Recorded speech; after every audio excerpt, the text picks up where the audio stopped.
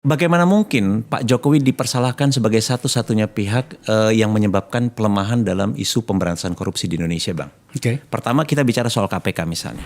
Pembangunan jalan tol itu adalah di era Presiden Joko Widodo. Apa masalahnya dengan itu? Nah, Pak Anies mengatakan begini. PKS dalam posisi RUU perampasan aset ini gimana? Ada pembahasan? Enggak, bukan. Saya kira Mendukung atau menolak? Simpel aja, secara kan sederhana. dalam proses pembahasan. Kan dia langsung dukung atau menolak. Posisi politik PKS Oh sendiri. jelas, gini.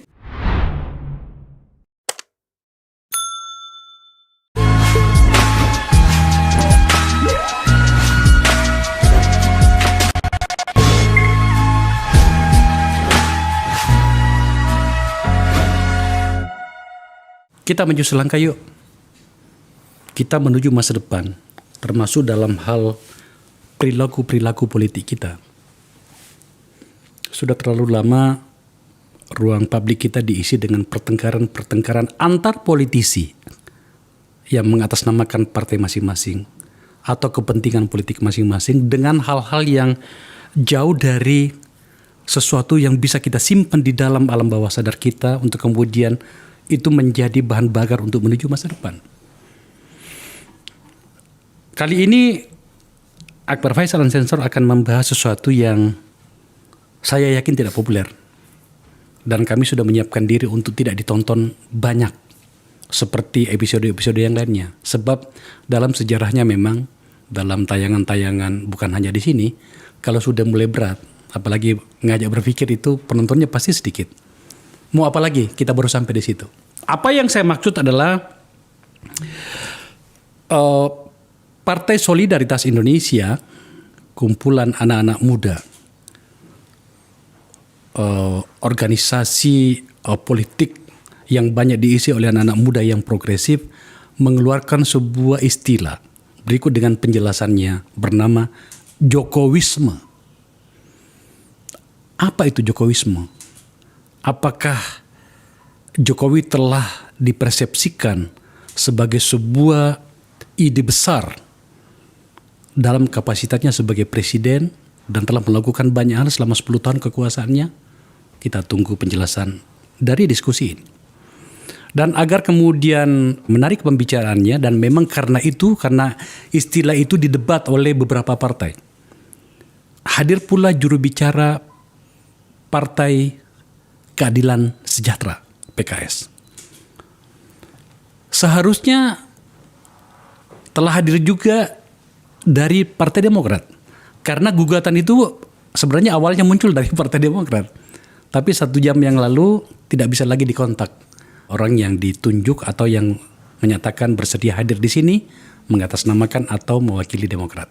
Saya sapa dulu tamu saya. Yang pertama adalah si pemilik ide dari Partai Solidaritas Indonesia, Mas Andi Budiman. Andi. Halo Bang Akbar. Ini Mas Andi ini adalah seorang pemikir sekaligus wakil ketua umum di Partai Solidaritas Indonesia. Tampaknya banyak yang harus kau jelaskan di sini. Siap Bang. Dan dari PKS tadi, juru bicara PKS, seorang pemikir PKS juga, Mas Khalid. Siap. Mas Khalid. Assalamualaikum. Waalaikumsalam warahmatullahi wabarakatuh. Itu tadi pembukaannya. Di sini tidak seperti dengan podcast lain.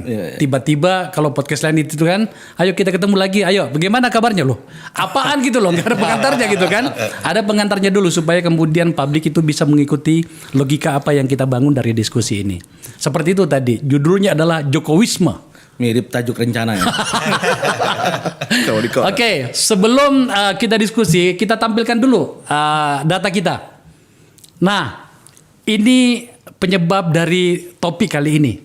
Jadi Jokowisme istilah baru ala PSI.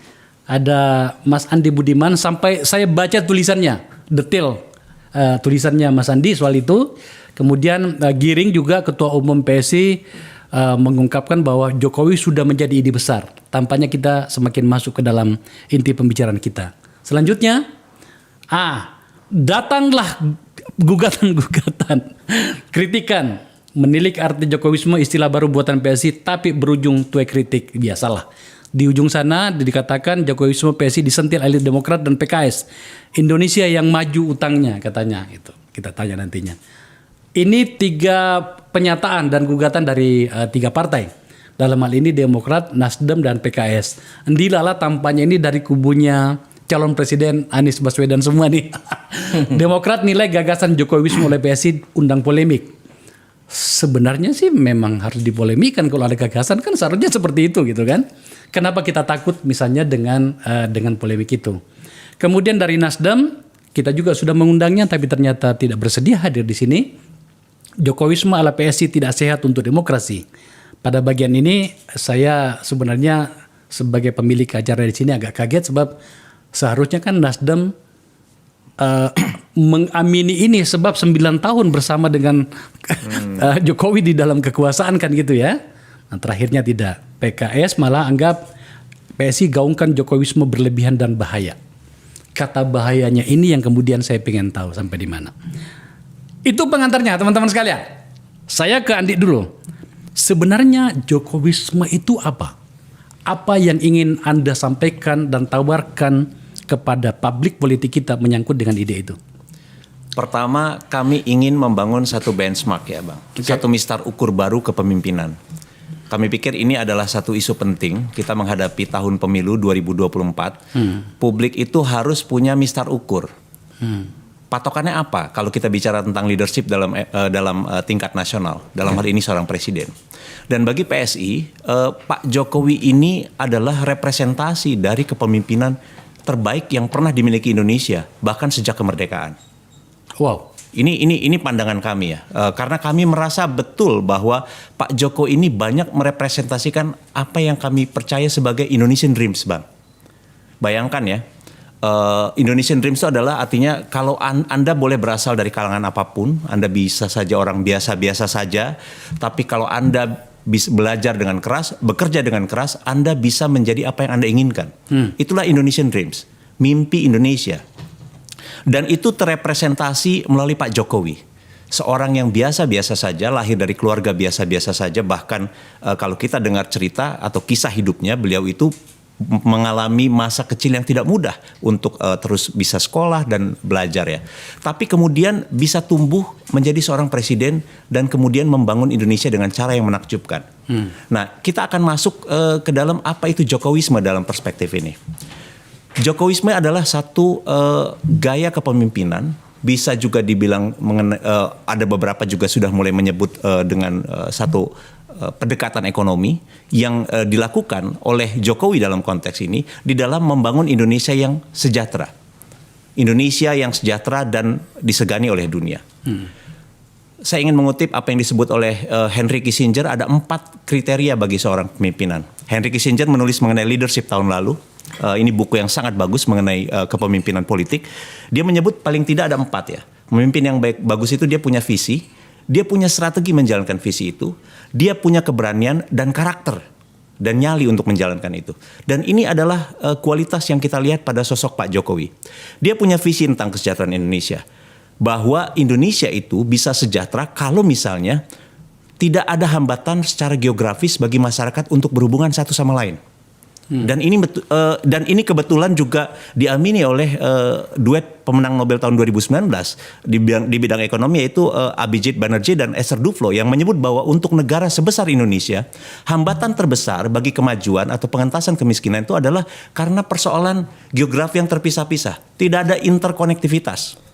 Jadi salah satu syarat utama kalau ingin membangun kesejahteraan, mengentaskan kemiskinan adalah membangun integrasi di antara satu daerah dengan daerah lain. Sehingga tidak ada yang terisolasi. Nah, itulah yang dilakukan oleh Pak Jokowi dengan pembangunan infrastruktur besar-besaran, Bang. Kita ingat awalnya dulu banyak yang mengkritik. Untuk apa bangun jalan begitu banyak, bangun tol, bangun pelabuhan dan lain sebagainya. Toh orang tidak makan dari jalan tol. Tapi orang lupa bahwa dalam ekonomi, dalam ilmu ekonomi, pembangunan infrastruktur itu adalah hal yang paling elementer untuk membawa masyarakat keluar dari garis kemiskinan untuk meningkatkan kesejahteraan mereka. Dan visi itulah yang dijalankan oleh Pak Jokowi dengan berani melampaui atau dia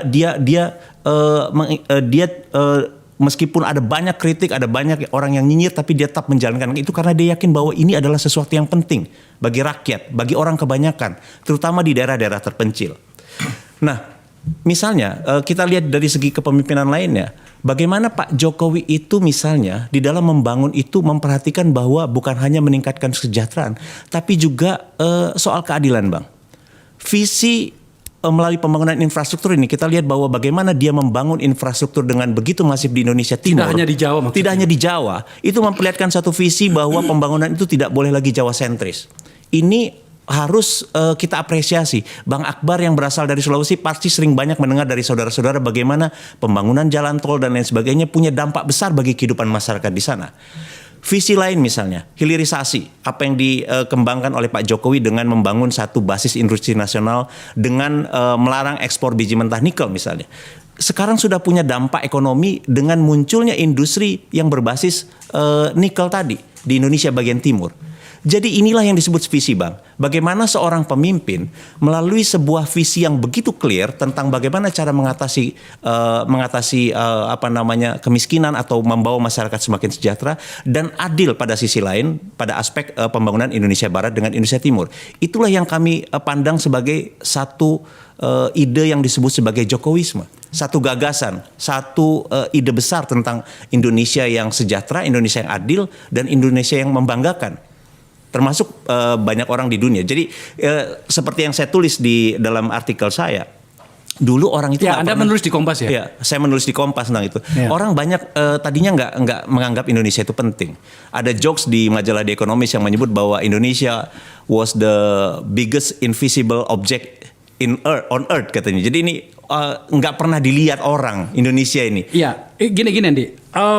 Catatan bagus dari Andi menurut saya ya. Dan itu sebenarnya juga terpapar di ruang publik. Kalau ada yang menghindarkan itu atau menghindari itu, tampaknya mungkin tidak cukup jujur saja. Tetapi saya mau mengatakan begini. Dengan apa yang semua dicapai oleh Pak Jokowi itu, telah sampai layak enggak dia mendapatkan sebuah penamaan dengan garis tebal bernama Jokowisme itu? Kenapa tidak cukup dengan Bapak Pembangunan Nasional 2 barangkali, karena Pak Harto sudah pernah dapat segala macam. Itu barangkali yang digugatkan oleh partai-partai yang lain atau orang yang tidak setuju dengan pikiran Anda. Kalau menurut kami sangat layak dengan apa yang kita capai sekarang. Indonesia menjadi negara yang dihormati oleh dunia, oleh negara-negara besar di dunia. Ini adalah sebuah pencapaian yang tidak pernah kita bayangkan, Bang, sebelumnya.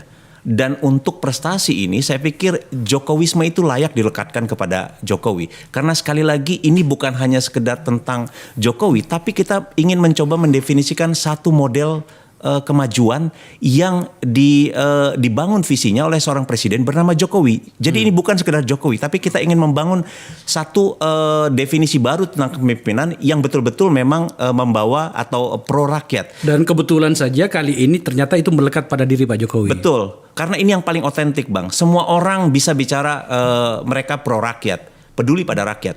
Tapi pada kenyataannya, bagaimana cara membangun, bagaimana cara mereka mengambil keputusan, itu seringkali jauh dari kepentingan rakyat. Berbeda dengan apa yang dikerjakan oleh Pak Jokowi. Dari awal sampai akhir, kita melihat bagaimana Pak Jokowi ini betul-betul pro pada kepentingan publik, pada kepentingan orang banyak, pada kepentingan rakyat. Itulah Jokowisme dalam pandangan kami. Catatan yang bagus. Mas Holid, Ya. Anda menyebutnya berbahaya, pihak Anda menyebutnya berbahaya. Bagian mana yang berbahaya dan kemudian kenapa harus menggunakan kata berbahaya? Saya ingin mencoba mendudukannya lebih, perspektifnya lebih luas ya. Oke. Biar diskusi kita lebih dalam. Kalau mendengarkan Bang Andi ini kan ya pasti ada puja-puji terhadap kesuksesan dari Presiden Joko Widodo. Saya pikir ada yang saya setujui, tapi ada banyak catatan juga terkait hal tersebut. Oke. Pertama begini. Saya waktu ke Semarang, saya ke toko buku, ada buku bagus judulnya Joko Widodo and the New Indonesia. Itu bahasa Inggris terbitannya. Saya baca sekilas, yang mengarang itu kalau salah Prasojo kalau salah. Nah, di sini ada satu yang saya setujui, bahwa Joko Widodo dia itu memberikan sebuah pola baru kepemimpinan dari bawah dan menjadi inspirasi yang bukan dari kalangan elit. Nah itu saya pikir itu saya setuju di situ. Saya kira setuju. Nah disinilah yang kemudian menjadi sebuah inspirasi sehingga ada sebuah path baru gitu, trajektori baru gitu ya, dari wali kota, kemudian gubernur, kemudian presiden. Dan dia bukanlah dari circle elit seperti itu. Tapi apa yang kemudian disampaikan oleh Bang Andi, saya pikir perlu didudukan secara proporsional. Karena begini, kalau kita berbicara tentang era pasca reformasi, kita mencita-citakan itu apa sih sebenarnya sih? Demokrasi. Mencita-citakan apa? Keadilan. Mencita-citakan apa? Kesejahteraan. Nah, konsekuensi dari demokrasi seperti itu, Bang. Demokrasi itu menyebabkan dia harusnya bisa menekan korupsi. Ketika demokrasi itu terkonsolidasi, dia harus bisa menekan korupsi. Dan once ketika korupsi itu oke, bagus kinerjanya, maka dia akan berdampak kepada yang lainnya. Saya tidak akan membuat opini, saya akan memberikan data. Ini saya kebetulan sudah ngeprint datanya nih. Ya. Oke ya. Kita lihat misalnya, saya ambil dari Transparansi Internasional. Oke. Ya, ini Bang Andi tadi menyebut apa? Presiden terbaik dalam sejarah Indonesia. Bahkan melebihi dari presiden-presiden sebelumnya. Boleh kita cek sekarang. Kalau kita melihat kinerja dari pemerintahan untuk menjadi yang bersih, governance-nya bagus, salah satunya adalah indeks persepsi korupsi. Misal nih, di era Pak SBY, misalnya ambil dari era Pak SBY biar lebih yang dekat, yang terdekat. Tahun 2004 itu indeks persepsi korupsinya itu mencapai 20 poin. Memang sangat korup saat itu kan. Dia ditinggalkan dalam situasi kita reform saat itu besar-besaran dan persepsi terhadap government itu korup saat itu. Dan kemudian dia memimpin selama 1 dekade, selama 10 tahun, dia berhasil pada titik di angka 34 poin. Ada kenaikan 14 poin. Jadi performance-nya itu 14 poin di situ. Artinya bagus di situ, ada peningkatan yang cukup signifikan. Bagaimana dengan Presiden Joko Widodo? Kita lihat aja pada datanya. Misal 2014 datanya indeks persepsi korupsinya itu 34 poin. 2021 itu 38 poin. Tapi kemarin Transparansi mengeluarkan data di 2022 berapa ini, Bang? 34 poin. Going nowhere. Selama ini dari 2014 sampai 2022 going nowhere, tidak kemana-mana. Tetap di 34. Sama, poinnya 34 poin. Jadi kalau kita ingin memberikan inspirasi, maka kita harus melihat leadership itu dari governance. Governance itu dilihat dari bagaimana dia bisa menciptakan pemerintahan yang bersih dan lebih baik atau tidak. Nah, Pak SBY dari 20 poin menjadi 34 poin. Ada performance yang sangat signifikan. Ada kenaikan 14 poin. Ini yang mensurvei Transparansi Internasional, lembaga independen. Presiden Joko Widodo dari 34 poin dan tahun 2022 sama 34 poin. Kita jalan di tempat. Nah, ini salah satu indeks yang bisa kita kita tunjukkan. Sehingga ketika kita ingin mengangkat ide, ya itu memang haknya PSI mengangkat sebagai Jokowisme dengan catatan-catatan yang bagus tadi itu. Tapi kita harus lihat datanya. Secara empirik proven apa enggak? Dan harus kita buka secara objektif, rendah hati dan open mind. Ya, saya yakin politisi juga memiliki rasionalitas. Rasionalitas itu ya evidence based. Sehingga kalau kita evidence based, kita lihat ini rasional apa enggak, kita lihat. Salah satu indeks persepsi korupsi. Kenapa ini menjadi narasi utama? Karena pasca reform kita menghadapi permasalahan yang paling pelik adalah masalah governance. Karena harus utama permasalahan bangsa adalah misgovernance. Dan itu berdampak kepada hal lainnya. Governance yang buruk akan berdampak kepada ekonomi yang buruk. Governance yang buruk, ya, korupsi yang tinggi akan berdampak kepada penegakan hukum, keadilan, sosial, ketimpangan. Ini saya ada punya data ketimpangan juga. Ini Bang Akbar, ini saya mengumpulkan beberapa data dan ketimpangan kita itu luar biasa. Dan saya pikir ini bukan hanya warisan yang diberikan oleh Presiden Joko Widodo saja, tapi ini adalah akumulatif juga. Nih saya berikan contoh. Ini sangat worry sekali kita sebagai bangsa. Dan kita sebagai generasi milenial itu memiliki tanggung jawab di situ. Misalnya kekayaan, nih coba ini datanya di sini itu peningkatan signifikan. Itu meningkat dari angka 1060 menjadi 2256 kekayaan dari orang-orang kayanya itu. Ini peningkatan yang sangat signifikan sekali. Kenapa? Orang kaya semakin meningkat. Jadi kekayaan orang-orang 1% teratas itu kenaikannya itu signifikan. Sedangkan 10 yang terbawah itu semakin merendah, tidak terjadi peningkatan signifikan. Anda ingin Jadi mengatakan gapnya itu sangat tinggi Anda sekali. ingin mengatakan bahwa tingkat kekayaan orang-orang tertentu itu 1% orang terkaya. 1% orang terkaya semakin melambung. Jadi data ini mengcapture 1% yang income-nya tinggi itu mengalami peningkatan signifikan. Terutama di era setelah Presiden SBY, kemudian di era Presiden Joko Widodo mengalami peningkatan signifikan. Dan ini memang akumulasi, tapi Apa masalahnya bagi Anda dengan itu? ini akan bahaya. Banyak studi, research, misalnya Joseph Stiglitz, profesor dari Amerika Serikat, peraih Nobel Ekonomi, dia mengatakan ketika inequality itu semakin meningkat signifikan, itu berdampak kepada apa? Pertumbuhan yang nggak akan sustainable, tidak akan berkelanjutan. Yang kedua, akan terjadi kohesi sosial itu akan semakin renggang karena tidak ada sense of justice, tidak ada sense of equality. Itu berbahaya dan itu harus menjadi sebuah narasi bersama.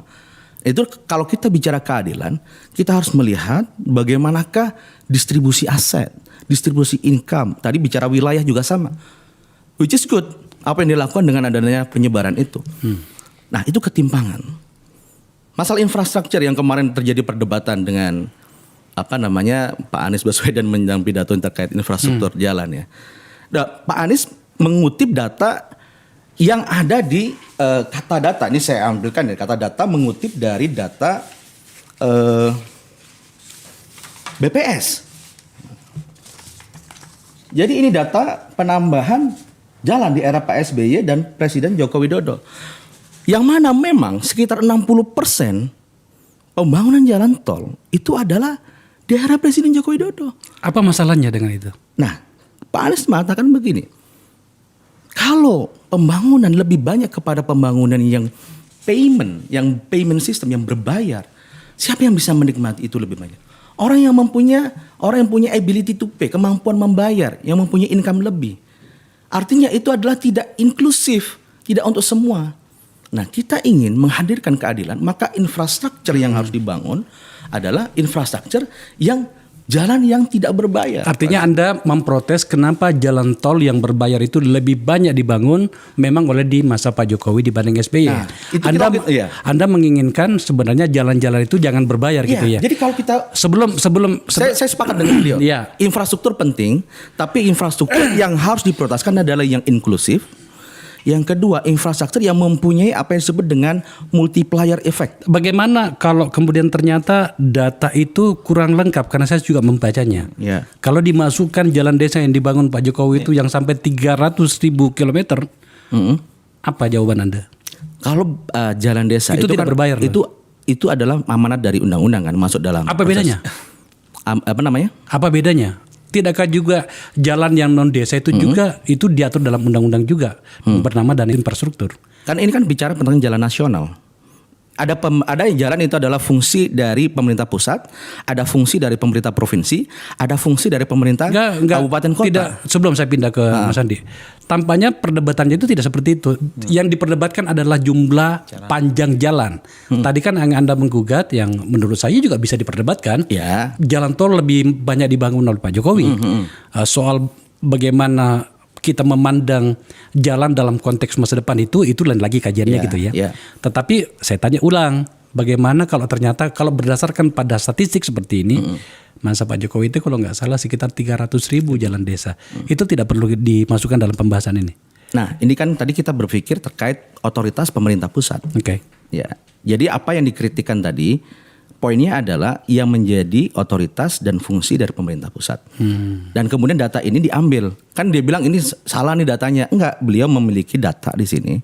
Yang data ini bisa menjadi dipertanggungjawabkan. Nah, ini datanya yang dipakai. Iya. Oke, paham ya di sini. Ya, Mas Khalid. Siap. Saya ke Mas Andi. Ya. Ini ada gugatan nih. Ya. Memang sebenarnya varian penjelasan Anda ini agak berbeda. Ya. Yang satunya tadi Anda menggunakan faktor infrastruktur tanda petik. Sementara Mas Khalid itu langsung pada akibatnya, pada masyarakat. langsung pada efeknya bernama corruption segala macam. Kita ketampaknya start dari stasiun yang berbeda nih, tapi tidak apa-apa. ya. Kita perdebatkan, silakan. Oke, lanjut. Pertama mengenai korupsi. Bagaimana mungkin Pak Jokowi dipersalahkan sebagai satu-satunya pihak yang menyebabkan pelemahan dalam isu pemberantasan korupsi di Indonesia, Bang? Oke. Pertama kita bicara soal KPK misalnya. Bukankah pelemahan KPK itu adalah hasil dari proses politik yang ada di parlemen? Oke. Termasuk juga PKS yang ada di dalamnya, yang ada di Senayan. Bagaimana kita menjelaskan mengenai hal ini? Bagaimana kita mempersalahkan Pak Jokowi atas keputusan yang dibuat melalui proses politik tawar-menawar kekuatan politik yang ada di DPR MPR? Dalam hal KPK. Dalam hal KPK, misalnya. Itu yang pertama, Bang. Kemudian juga hal lain misalnya ya. Mengenai apa yang disebut sebagai kesenjangan. Saya nggak tahu apa yang dimaksud sebagai problem kesenjangan yang memburuk ya. Karena bahwa fakta bahwa kesenjangan itu terjadi di seluruh dunia. Trennya kesenjangan semakin memburuk, iya. Tapi yang harus dilihat adalah rasio Gini. Bagaimana masyarakat saat ini dalam aspek Gini rasio, Indonesia itu membaik angkanya. Ini data BPS, Bang. Tahun 2020 itu 0,385 dan sekarang 0,381. Menurun, artinya membaik.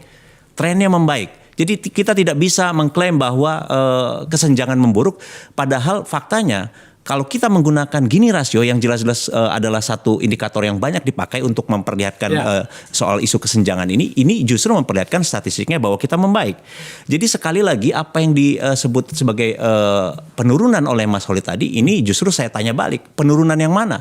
Gitu. Misalnya orang menyebut bahwa situasi demokrasi memburuk, itu juga bisa jadi perdebatan karena data yang kalau kita membaca data-data secara lebih jauh.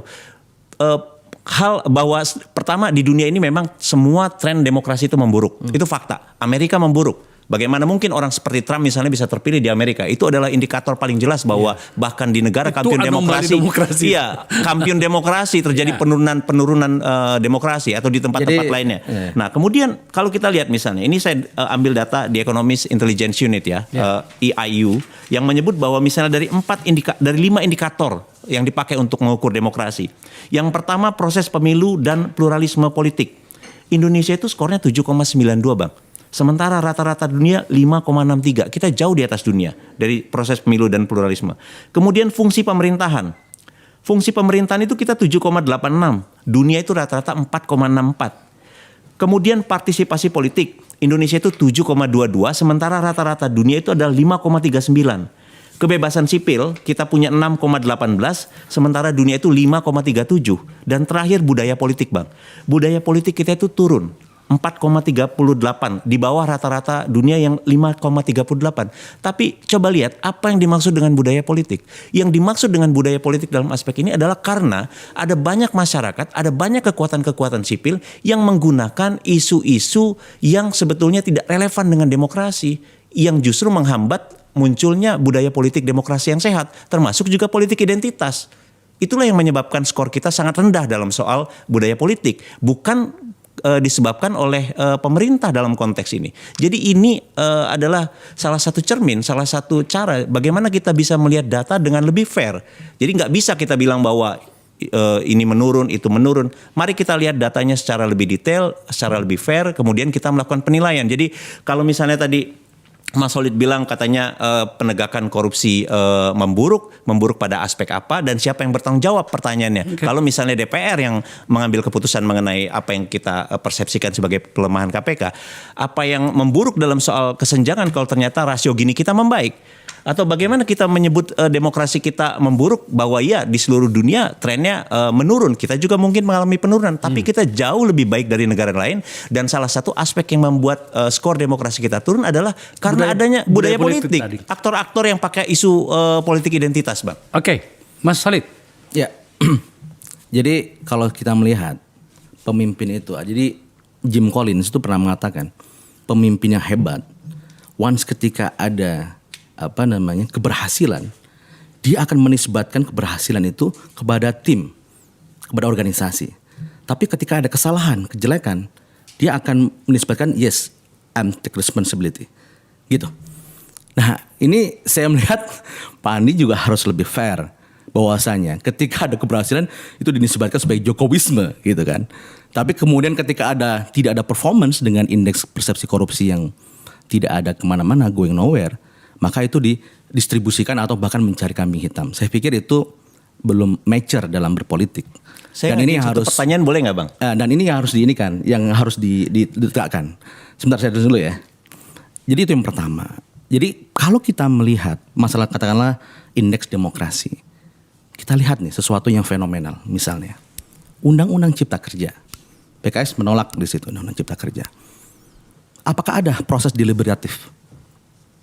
Itu dipropos ya oleh pemerintah, dikondisikan seperti luar biasa dan stakeholders itu tidak dilibatkan dengan secara baik sehingga terjadi demonstrasi besar-besaran dari kalangan buruh, kalangan mahasiswa, pekerja, buruh, petani dan sebagainya.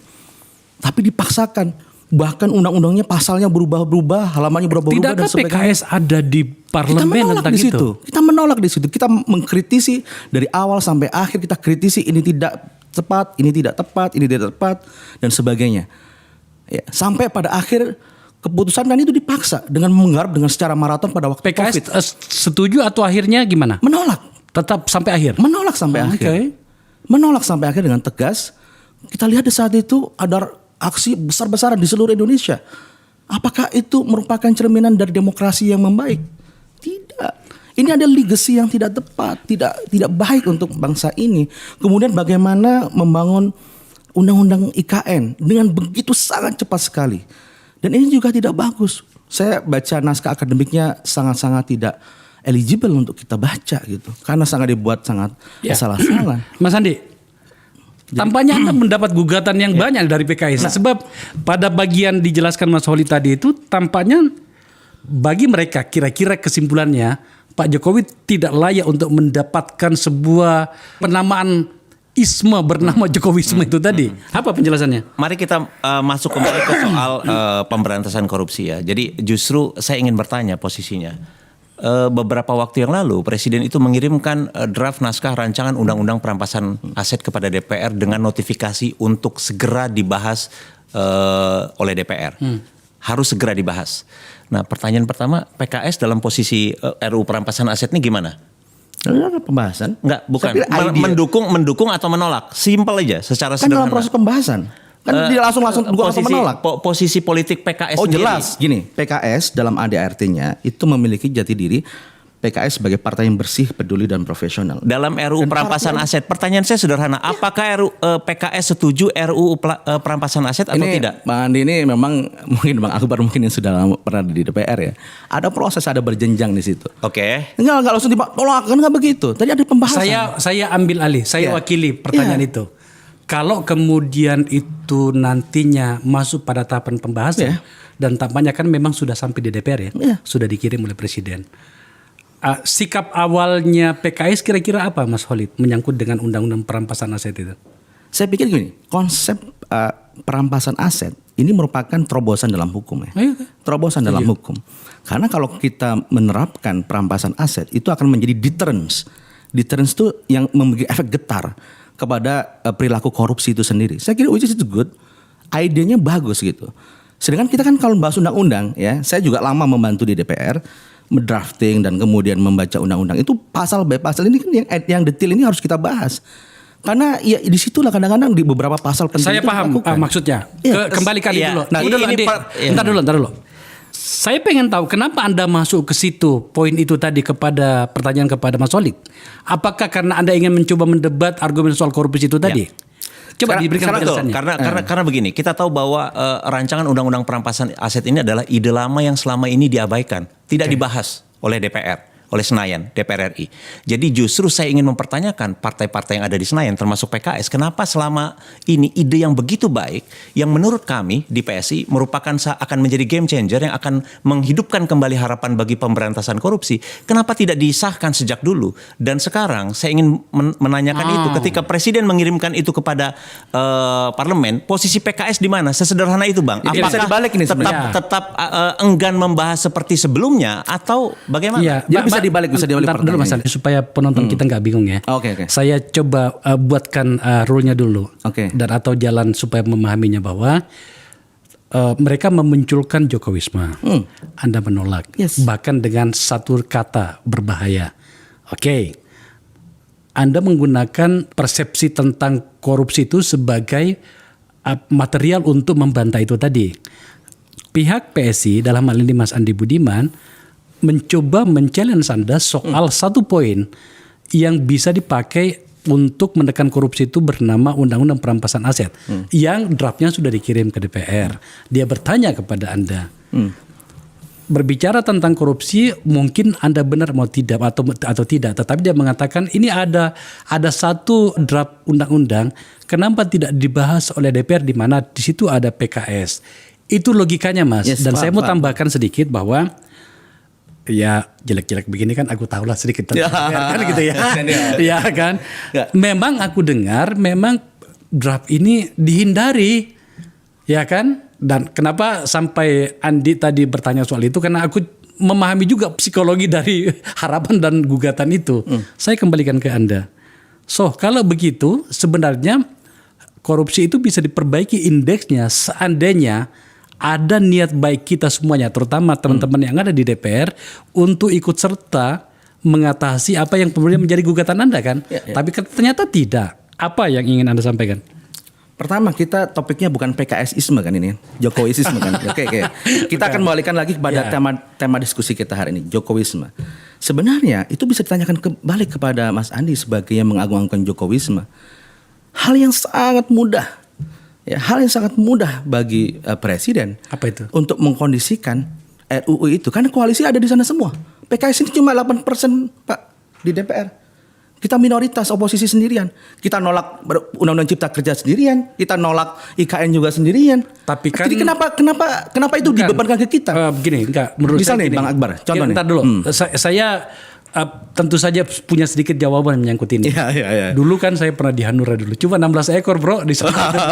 Tapi saya fight untuk banyak undang-undang gitu kan. Maksud saya begini. Bisakah tidak digunakan argumen soal bahwa kami hanya sendiri saja? Setidaknya Anda tunjukkan kepada publik bahwa Anda menolaknya pada case Undang-Undang Perampasan Aset. Tapi sampai sekarang saya mencoba untuk bertanya juga. Kami belum pernah melihat, setidaknya redaksi dari Akbar Faisal dan Sensor belum pernah melihat sikap PKS yang mengatakan kami menolak atau menerima dari rancangan draft ini. Itu barangkali yang pengen diketahui agar sekaligus menjawab soal gugatan Anda bahwa enggak kok Pak Jokowi enggak baik-baik saja kok, kenyataannya korupsi itu agak tinggi indeksnya gitu. Iya. Jadi begini, pertama masalah itu sikap itu masalah prosedural saja. Yang pertama. Yang kedua, substansialnya kita harus bahas dulu. Kan begitu. Kan tidak langsung tiba-tiba naskah itu masuk langsung tolak atau terima. Tapi harus dibahas secara pertama di komisi dulu ya, atau di balik dulu. Itu teknisnya. Dan sebagainya. Ya. Secara idea ini sesuai dengan platform kami.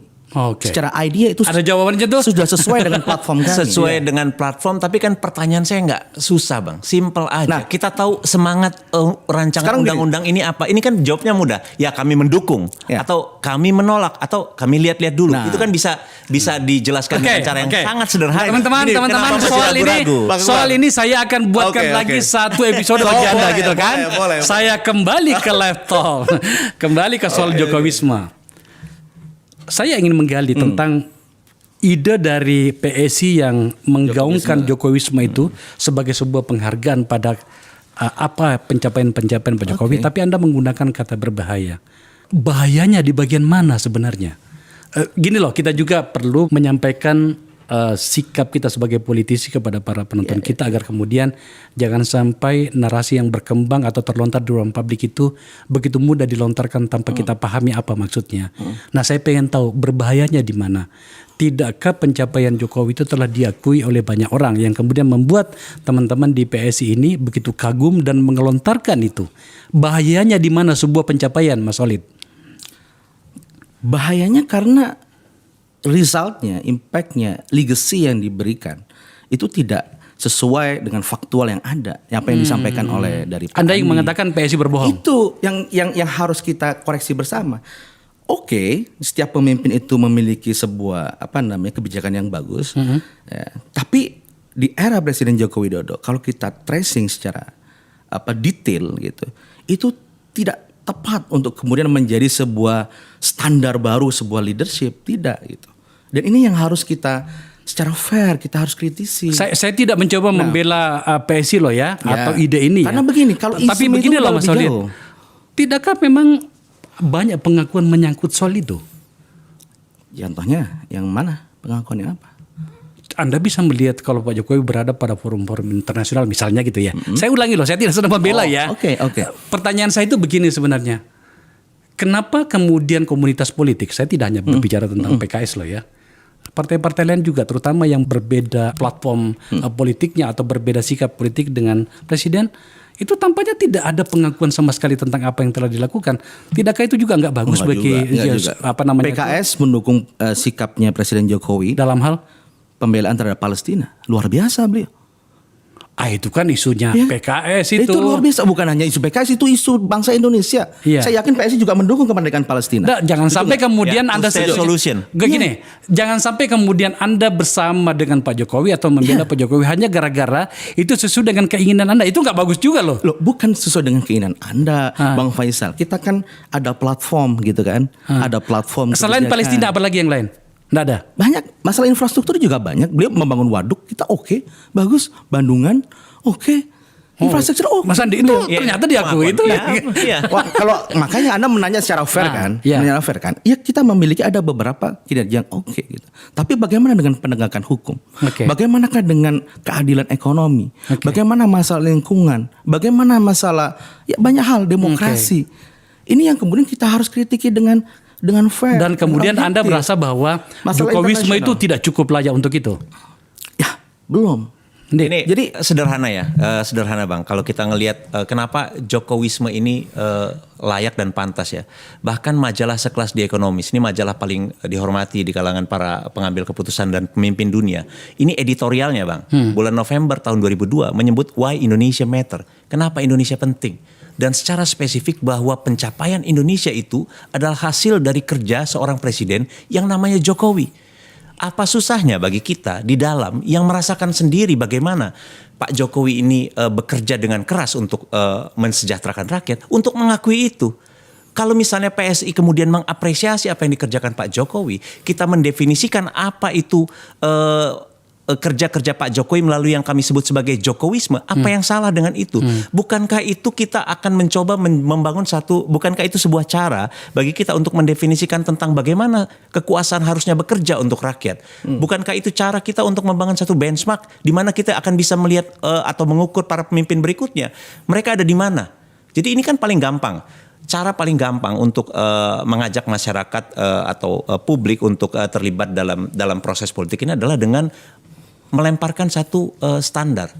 Ini standarnya seperti ini loh. Mari kita lihat apakah pemimpin berikutnya di 2024 ini akan memenuhi kriteria kita mengenai standar baru ini. Nah, Pak Jokowi bagi kami itu sudah melampaui atau membentuk satu standar baru. Apa salahnya kalau kita melemparkan itu ke publik, menyampaikan bahwa mari kita lihat nanti siapa calon pemimpin berikutnya, apakah mereka sudah memenuhi kriteria-kriteria yang kami anggap ideal ini untuk menjadi seorang presiden Indonesia, melanjutkan apa yang dikerjakan oleh Pak Jokowi. Jadi buat kami nggak ada yang salah dan itu justru harus diakui. Orang dari luar aja mengakui Bang Akbar juga bilang tadi kan bahwa di forum-forum internasional itu para pemimpin dunia itu dengan sikapnya yang otentik. Kelihatan respeknya itu. Kelihatan respect. Beda, kita tidak pernah merasakan ini sebelumnya Bang.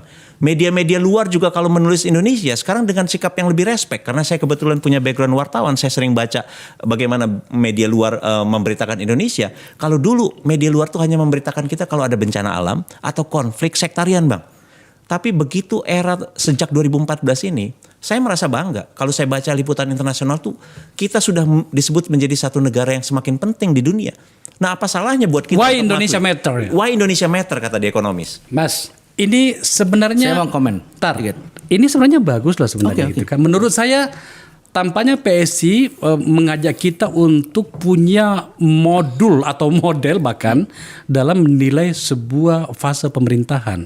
Mereka telah membuat sebuah standar dengan harapan pada pemerintahan berikutnya ada pola pula yang bisa kita pakai.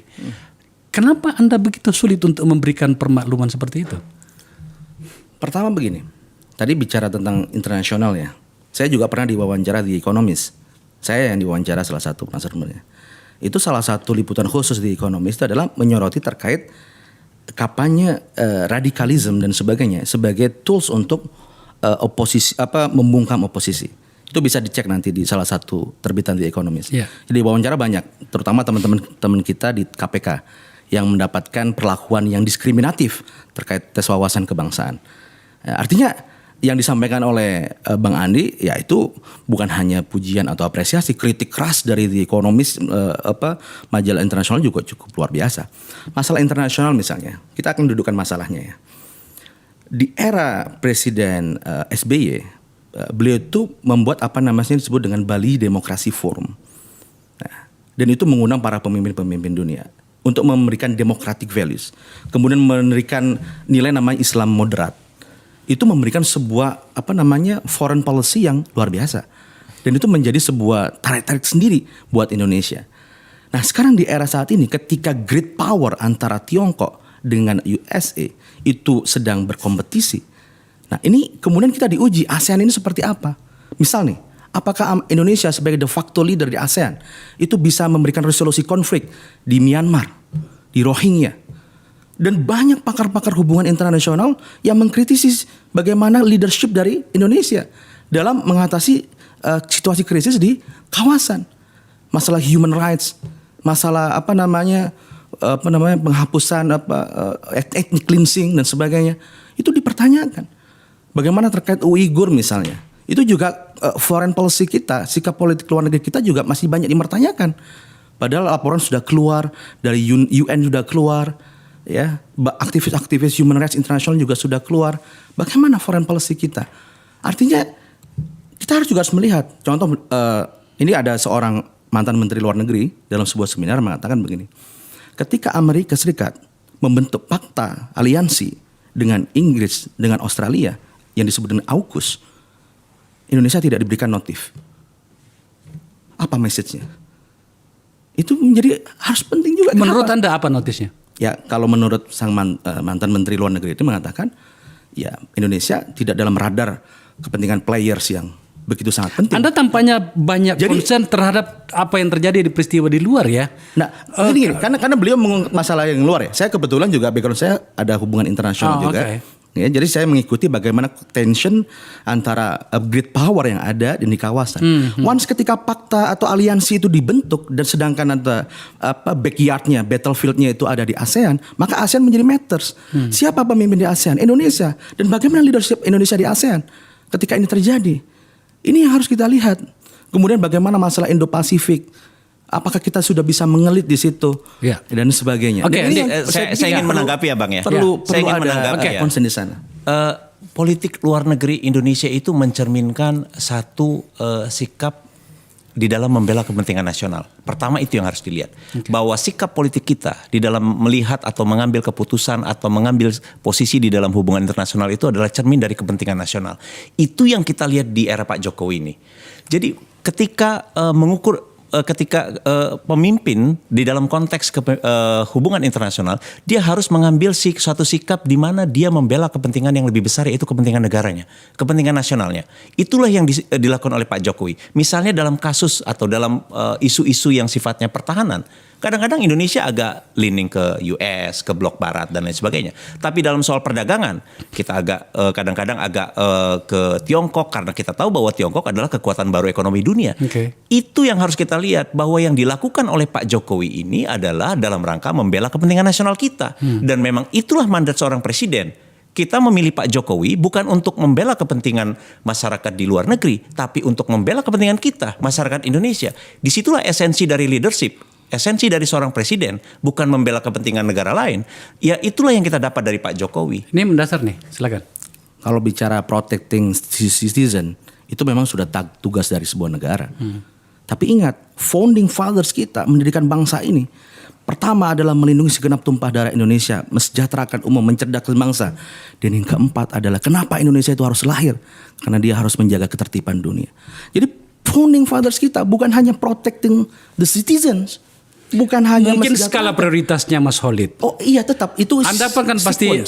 Saya coba sebelum saya lupa. Ya. Anda pasti ingatkan bagaimana Pak Jokowi naik kereta dari Ukraina dalam situasi perang menuju ke Moskow untuk itu. Anda pasti ingat kan? Atau Anda ingin mengatakan bahwa itu tidak penting karena Ukraina bukan negara Islam? Penting. Oke. Penting. Dan itu bagus. Dan kalau kita melihat yang terdekat saja ASEAN. Ketika terjadi krisis di Myanmar, ketika terjadi krisis di di beberapa di Laos, di Kamboja dan sebagainya. Ini yang perlu kemudian ASEAN Way kalau kita melihat itu adalah legacy dari Indonesia. Piagam ASEAN itu adalah gagasan, ide, kristalisasi dari para pemimpin. Setuju Mas. Saya mencoba sedikit mau mengkritisi apa yang dikatakan Mas Andi. Pak Jokowi melakukannya dengan caranya sendiri. Apa itu? Di mana dia menempatkan kepentingan nasionalnya sendiri sebagai skala prioritas utama. Setuju. Apa yang Anda mau katakan soal itu? Setuju. Kepentingan nasional itu setuju. Oke. Tapi bukan berarti kepentingan nasional dia tidak diabai dengan bagaimana stabilitas di kawasan. Ingat, krisis 98 ya, itu adalah dari global. Jadi kita tidak bisa disconnecting dengan global, apalagi dengan kawasan. Dulu 98 apa yang terjadi? Krisis nilai tukar Thailand. Krisis nilai tukar mengarah kepada Malaysia, kemudian mengarah ke kita. Dan terjadi krisis yang luar biasa. Karena interconnected di sini. Sehingga ketika kita berbicara internasional, maka juga ada koneksi dengan domestik. Dan ketika bicara domestik juga berdampak kepada internasional. Kita sudah menjadi globalized sekarang. Sehingga inilah yang kemudian kita harus lihat. Bicara masalah protecting citizen. Kita melindungi warga negara kita. Bagaimana dengan kasus Kanjuruhan? Bagaimana dengan kasus KM50? Bagaimana kasus-kasus penuntasan kasus HAM? Itu lebih real mengenai protecting human rights di dalam negeri. Dan ini harus kita menjadi yang terdepan. Oke, Mas Andi terakhir. Ya. Anda telah melontarkan Jokowisme itu. Ada beberapa pihak yang tidak menerima, tapi menurut saya itu biasa saja. Itu seperti itulah seharusnya. Yang saya suka dari sini adalah Anda, partai yang diisi oleh anak-anak muda yang progresif ini, berani mengeluarkan pikiran Anda. Dan seharusnya seperti itu. Ada standarisasi nilai dari pikiran yang terlontar dari institusi Anda. Pertanyaan saya yang terakhir. Apa Anda tidak merasa terlalu kagum pada Pak Jokowi ketika kemudian lahir pikiran soal Jokowisme ini? Enggak. Yang kami kagumi adalah nilainya. Bukan personalitinya. Ini bukan bentuk kultus individu. Tapi kita sedang mencoba membangun satu value, satu nilai kehidupan berbangsa dan bernegara. Dan jangan lupa, di antara seluruh para elit politik di Indonesia saat ini, orang yang paling dipercaya oleh rakyat, itu adalah Pak Jokowi. Ya. Approval rating 82% itu memperlihatkan. Tidak pernah ada presiden Betul. semenjak masa reformasi itu, bahkan di akhir kekuasaannya, ini saya tambah saja, bahwa dia lebih dari 80% tingkat kesukaan masyarakat. Betul. Jadi Pak Jokowi ini berhasil keluar dari apa yang disebut oleh para political scientist itu sebagai kutukan periode kedua. Di mana presiden pada periode kedua itu biasanya akan semakin tidak populer. Pak Jokowi ini nyatanya trennya malah naik, Bang. Jadi sekali lagi dalam konteks ini kita melihat Pak Jokowi adalah salah satu atau satu-satunya aktor politik yang bisa dipercaya oleh rakyat pada hari ini. Jauh melampaui partai-partai politik atau para elit partai yang lain. Jadi itu penting. Meletakkan Jokowisme itu adalah dalam konteks juga memperkuat posisi legitimasi Pak Jokowi dalam politik Indonesia hari ini. Dan itulah sikap PSI kenapa kita mengeluarkan Jokowisme. Tadi saya menceritakan bagaimana ini penting untuk membangun satu benchmark baru mengenai kepemimpinan nasional. Yang kedua dalam konteks politik hari ini, Jokowisme adalah cara kita untuk menatap 2024. Bagaimana para pemimpin berikutnya itu harus punya standar seperti Pak Jokowi dan bagaimana kekuatan-kekuatan politik ini harus tetap menempatkan Pak Jokowi sebagai atau orang yang sangat penting di dalam proses pengambilan keputusan nanti. Catatan yang bagus. Pertanyaan yang sama dengan tolak ukur yang berbeda. Apakah karena Anda tidak berada dalam frame politiknya Pak Jokowi dan atau Anda menyebutnya sebagai partai oposisi terhadap pemerintahan Pak Jokowi hingga kemudian dari PKS sulit sekali kita melihat sebuah apresiasi yang cukup pada apa yang telah dilakukan Pak Jokowi, bahkan setelah hasil survei yang 82% tadi itu pada tahun terakhir kekuasaannya itu telah muncul ke publik. Apa jawabannya? Kita ingin menjaga kewarasan publik dan demokrasi, keseimbangan demokrasi. Kami di PKS, ya Presiden PKS dalam pidato di Rakernas sebelumnya mengatakan begini, ada change, ada continuity, ada perubahan, ada keberlanjutan. Kami menghormati dan menghargai apa yang sudah diwariskan oleh Presiden Soekarno sebagai nation and character building. Dan kita harus teruskan itu. Kita menghormati apa yang sudah dilakukan oleh Presiden Soeharto dengan developmentalismenya. Pertumbuhan 7% per tahun dalam waktu 2 sampai 3 dekade. Luar biasa, pengentasan kemiskinan ini luar biasa. Tentu dengan catatan-catatan yang lain. Kita menghormati bagaimana Presiden B.J. Habibie sebagai bapak demokrasi, kebebasan pers. Tentu dengan ada catatan-catatan yang lainnya. Dan kita menghormati bagaimana Gus Dur dengan pluralismenya, dengan bagaimana dia bisa membangun bangsa ini dengan harmoni. Dan tentu kan dengan catatan-catatannya. Kita menghormati Ibu Megawati. Di era beliau KPK lahir. Era agenda pemberantasan korupsi itu lahir. Dan beliau menjadi simbol bagaimana seorang perempuan juga bisa menjadi pemimpin bangsa ini. Oke. Kita juga menghormati SBY. Pak SBY sebagai bapak yang memiliki sikap demokratis dan yang terdepan dalam pemberantasan korupsi. Itu juga kita hormati. Dan tentu dengan catatan-catatannya. Presiden Jokowi juga sama. Tidak ada. Apakah ada Soekarnoisme? Apakah ada Soehartoisme? Apakah ada Habibisme? Apakah ada Gusdurisme? Megawatisme? Enggak. Semuanya pemimpin itu memiliki kelebihan-kelebihannya. Dan tentu dengan catatan. Lantas apa masalahnya sampai Anda menggunakan kata berbahaya? Nah itu kalau dibuat Jokowisme, itu akan menjadi sebuah standar yang dalam tanda kutip menjadi seolah-olah apa yang dilakukan pemimpin-pemimpin sebelumnya itu tidak relevan. Dan ini yang harus kita berikan kritik. Saya nggak paham logikanya bagaimana. Jadi isme kan? Ya. Isme itu sesuatu yang supremacy values kan? Oke. Dan itu yang harus kita lihat kan, pemimpin itu harus mempunyai kelebihan dan kekurangan. Kita terima dengan fair. Bung Karno dengan kelebihan. Sorry Mas fair. ya, Mas. Yeah. Saya sedikit agak mendebat soal ini. Yeah. Menurut saya dengan penggunaan kata Jokowisme itu bukan berarti dia menafikan pada pemimpin-pemimpin yang lain. Betul. Dan juga tidak mengatakan bahwa apa yang dilakukan semuanya benar. Oke, tapi kata isme itu menjadi supremacy value di situ. Ada supremacy Apa yang value. masalah dengan itu? Nah, kan tadi sudah saya jelaskan dari kritik-kritik saya. Mulai dari pemberantasan korupsi, masalah ekonomi, masalah infrastruktur, masalah lingkungan hidup, masalah human rights, masalah foreign Dan policy. itu kemudian Anda merasa bahwa Dan itu tidak berbahaya itu. Kata berbahaya itu yang saya tidak catat tepat. sebenarnya. Ya, itu kan pernyataan dari Pak Mardhani ya, Iya. mengatakan berbahaya. Menurut saya tidak tepat, itu berlebihan. Berlebihan. Jadi bukan berbahaya, Berlebihan. tapi berlebihan. Berlebihan. Oke. Dan itu tidak tepat untuk dilakukan. Baik, teman-teman sekalian. Nah, terima kasih ya. Menurut saya suka generasi muda partai-partai, setidaknya yang duduk di depan saya, itu seperti apa ya? Ekspektasi saya seharusnya seperti inilah partai politik. Anda duduk di sini berbicara tentang varian-varian akademik, tentang apa yang harus diperdebatkan sebagai sebuah pikiran, tidak bertengkar atau berdebat hingga memukul meja untuk hal-hal yang pinat gitu kan. Beliau senior saya. Saya suka teman-teman sekalian. Terima kasih. Dan saya kami di sini akan memberikan forum yang lebih banyak lagi menyangkut ini. Kami bersedia dan akan memulai cara-cara yang tidak populer seperti ini. Sebab tidak banyak orang yang mau mendengarkan perdebatan seperti ini. Mereka sukanya itu saling tunjuk-tunjuk untuk hal-hal yang tidak perlu saling tunjuk-tunjuk. Teman-teman, terima kasih ya. Terima kasih Bang Ya, Akbar. luar biasa. Oke. Pemirsa, saya suka ini. Ini masih tahap awal saja, sebab ini kan mendekati pemilu. Kami berharap orang-orang muda dari partai dari mana saja akan saya berikan tempat di sini agar kemudian kita bisa berdebat lebih banyak lagi. Sekali lagi, sejak dari awal kami katakan bahwa ini tidak populer, tidak banyak orang yang suka. Sebab berpikir itu berat, lebih enak memang itu bergunjing. Sebelum saya tutup acara ini, banyak permintaan kepada kami untuk membuat puling-puling juga. Ya nggak apa-apa lah, menurut saya setidaknya kita mencoba untuk belajar merekam apa pikiran publik. Nah, untuk puling pertama di Akbar Faisal Unsensor ini, siapa calon presiden yang menurut Anda paling paham cara menyelesaikan masalah? Ada 3 kandidat, Anies Baswedan, Ganjar Pranowo, dan Prabowo Subianto.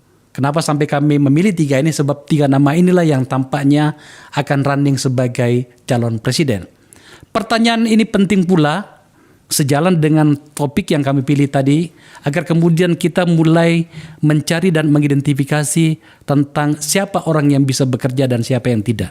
Bukan soal saya menyukai siapa. Kalau suka sih, saya suka semuanya, teman-teman saya semuanya. Tetapi siapa yang bisa membawa saya bersama keluarga saya menuju pada sebuah negeri yang lebih baik, itu yang kita sedang coba rekam. Pemirsa, terima kasih telah menyaksikan acara ini.